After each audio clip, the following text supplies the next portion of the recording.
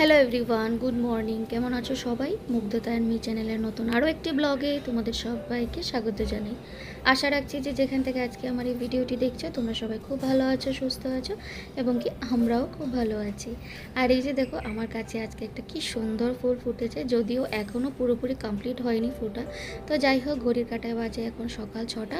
তবে চলো আজকে আমি আমার এই ভিডিওটা এখান থেকে শুরু করলাম। আশা রাখছি তোমাদের একটু হলেও ভালো লাগবে। তো চলো, সকালে সবার প্রথমে চলে এসেছি, যেহেতু সকালে কলে জল চলে এসেছে, তো ভাবলাম সবার আগে আমি রান্নাঘরের কাজটাই শেষ করব।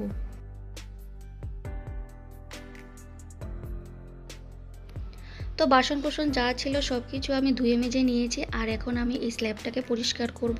আসলে কি হয়েছে বলো তো, রাতের বেলা না যখন আমরা ঘুমোতে চলে যাই তখন যে এত আরশোলার উৎপাত বেড়ে যায় কি বলবো। আর এই জায়গাটাতে না পুরো আরশোলায় না একদম ছোট ছোট আরশোলা না মানে একদম ভরে থাকে। তো আমি কি করি, তারপর দিন সকালবেলা তো এমনিতে আমাকে পরিষ্কার করতে হবে, তো একটু সার্ফ না হলে একটু ওই নিমাইল দিয়ে না তারপর আমি ওই জায়গাটাকে পরিষ্কার করি। না হলে কি আসলে কি হয় বলো তো, ওটা তো আসলে রান্না বান্না করি বা রান্না বান্না করে তরি তরকারি সব ওই জায়গাটাতে রাখি, সবজিপাতি কাটি।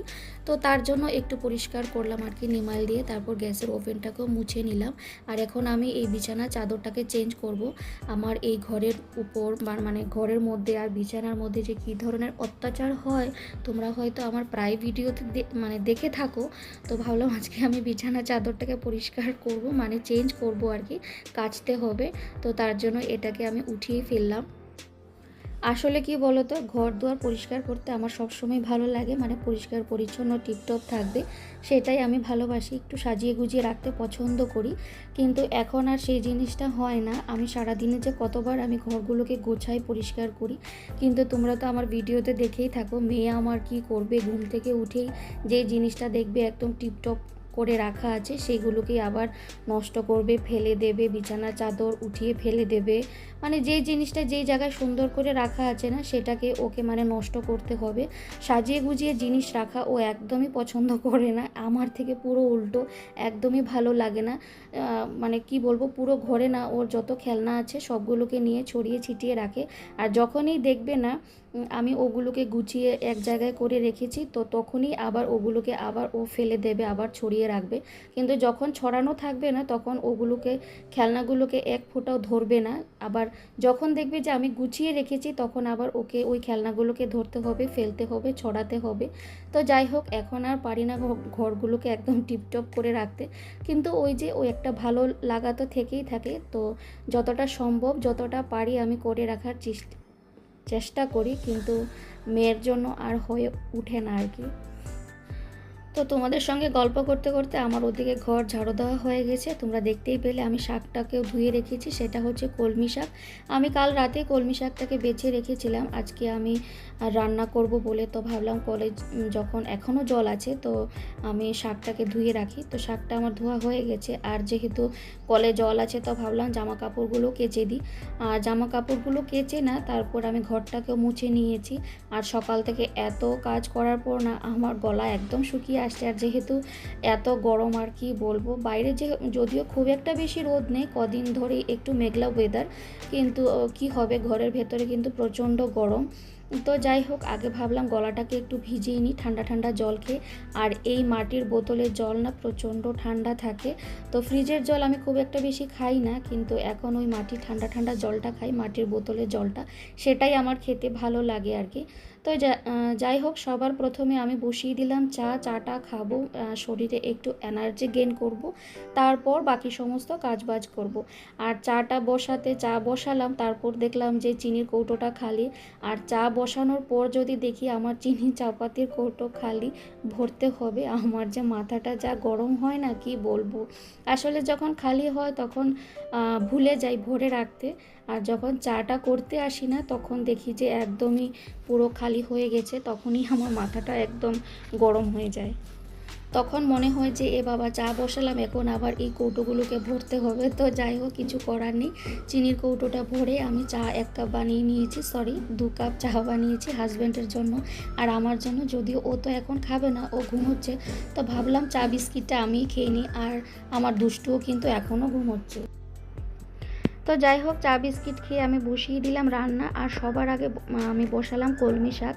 আর কলমি শাকে আমি একটু রসুন থেতো করে দিয়েছি। যে কোনো শাকেই আমার একটু রসুন ফোড়ন দিয়ে খেতে ভীষণ ভালো লাগে, কিন্তু নিরামিষের দিন তো আর হয় না। তো যাই হোক, কলমি শাক আজকে আমি একটু আলু বেগুন দিয়ে করছি। তো একটু কালো জিরে আর রসুন আমি ফোড়নে দিলাম, তারপর হালকা করে না একটু আলু আর বেগুনটাকে ভেজে নেব। ভাজা ভাজা হয়ে গেলে না তারপর আমি কলমি শাকটাও দিয়ে দেবো।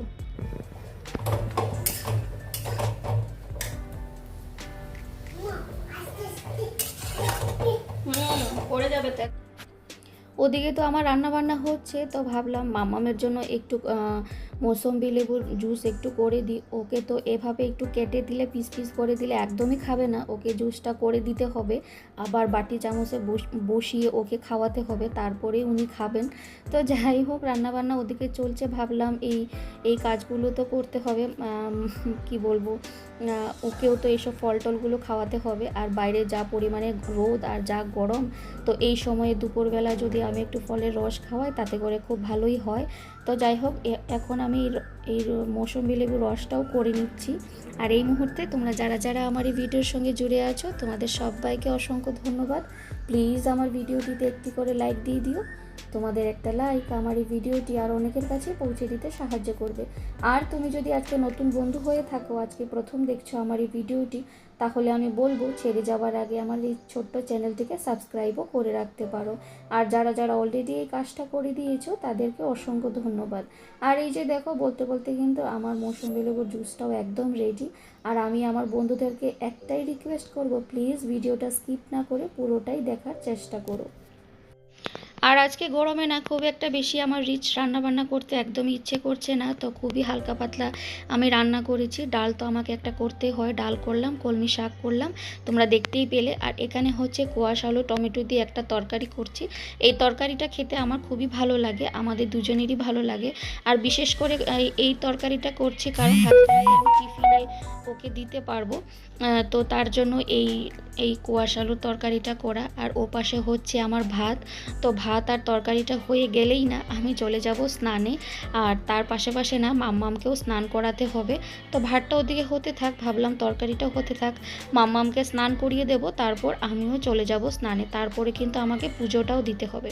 আর এই যে দেখো বন্ধুরা, বলতে বলতে কিন্তু আমার রান্নাবান্নাও শেষ হয়ে গেছে। আর আমি স্নান করে চলে এসেছি পুজো দিতে। পুজো দেওয়াটাও আমার কমপ্লিট। আর আমার এই দুষ্টুটাকে দেখো, একটা ওড়না নিয়ে কী যে করছে ও আয়নার সামনে ওই জানে। আর এই যে দেখলো আমি ক্যামেরা ওর দিকে দেখিয়েছি, তো ওকে এখন একটু পোজ তো দিতেই হবে, তাই না বলো? তো যাই হোক, এখন আমি মামামকে খাওয়াবো, তো তার জন্য মাছ আমি ভেজে নিচ্ছি। আর তোমরা ভেবো না এই 4 পিস মাছ মামাম খাবে, আমাদের 3 জনের জন্যই মাছটা ভাজছি আর কি। তো এখানে হয়েছে আমার ভাত আর তার সঙ্গে ডাল। আর আরেকটা কথা বলে দিই, এই মুহূর্তে কারেন্ট নেই, আর বাইরে খুবই মেঘলা করেছে, বৃষ্টি হবে, তার জন্য অন্ধকার লাগছে সব কিছুই। তার জন্য না তরকারিগুলো একদম কালো কালো আসছে, দেখতে একদমই ভালো লাগছে না, কিন্তু কিছু করার নেই, তোমাদের সঙ্গে ভাবলাম একটু শেয়ার করি। আর এখানে হচ্ছে কোয়াশ আলু টমেটো দিয়ে একটা তরকারি, খুব একটা পাতলা ঝোল করিনি, একদম মাখো মাখো একটা তরকারি করলাম, যেটা আমি হাজব্যান্ডকে টিফিনে দেব। আর আমার দুষ্টুটার কাণ্ড দেখো, ওই জানালা দিয়ে যে ও কাকে ডাকে রোজ রোজ ওই জানে। আর ওই যে তোমরা দেখতে পাচ্ছ বাচ্চারা খেলছে, ওই বাচ্চাদেরকে ও একদম চিৎকার দিয়ে ডাকতে থাকে, আসো আসো। আর ওই বাচ্চাগুলোও কিন্তু ওকে ডাকে, যে হ্যালো মুগ্ধতা, হাই মুগ্ধতা। তো ওর ডাকে কিন্তু বাচ্চাগুলোও সাড়া দেয়। আর এই যে দেখো, এখন রাতের বেলা কিন্তু প্রচণ্ড জোরে বৃষ্টি হচ্ছে, প্রচণ্ড জোরে বৃষ্টি হচ্ছে। তো ভাবলাম আমি একটু আমার বন্ধুদের সঙ্গে শেয়ার করি। তো চলো, আজকে আমি বৃষ্টিটা দেখতে দেখতে ভিডিওটা এখানেই শেষ করব। আবার আসবো নতুন কোনো ভিডিওর সঙ্গে, ততক্ষণের জন্য টাটা, বাই, গুড নাইট।